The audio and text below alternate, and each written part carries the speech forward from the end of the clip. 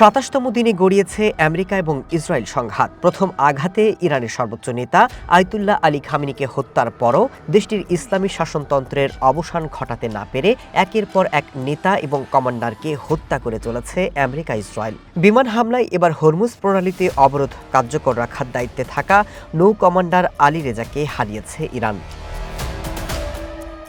আলী রাজা নৌবাহিনীর দায়িত্ব নেন ২০১৮ সালের আগস্ট মাসে।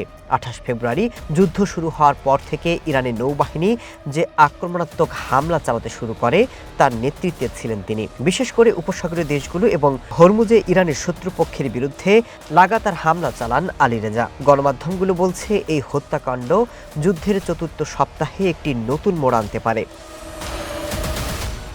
বৃহস্পতিবার সকালে ইসরায়েলি সামরিক বাহিনী ঘোষণা দেয় তারা ইরানের অভ্যন্তরে গুরুত্বপূর্ণ অবকাঠামো লক্ষ্য করে বিমান হামলা চালিয়েছে। হামলায় ইরানের বেশ কিছু কৌশলগত স্থাপনা ক্ষতিগ্রস্ত হয়েছে বলে দাবি করেছে ইসরায়েলি প্রতিরক্ষা বাহিনী। এছাড়াও দক্ষিণ ইরানের সিরাজ শহরে এক হামলায় ২ কিশোর সহ বেশ কয়েকজন প্রাণ হারিয়েছেন।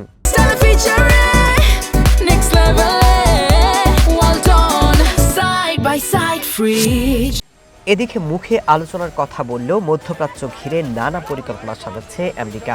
দেশটির সেনাবাহিনীর কয়েক হাজার সেনাকে এই অঞ্চলে পাঠানোর প্রস্তুতি নিচ্ছে পেন্টাগন। বিশ্লেষকরা বলছেন ইরানের সাথে সমঝোতার কথা বলে সময় ক্ষেপণ করছেন ট্রাম্প। এমনকি ইরান শর্ত না মানলে বড় হামলার হুমকিও দিয়েছে আমেরিকান প্রেসিডেন্ট।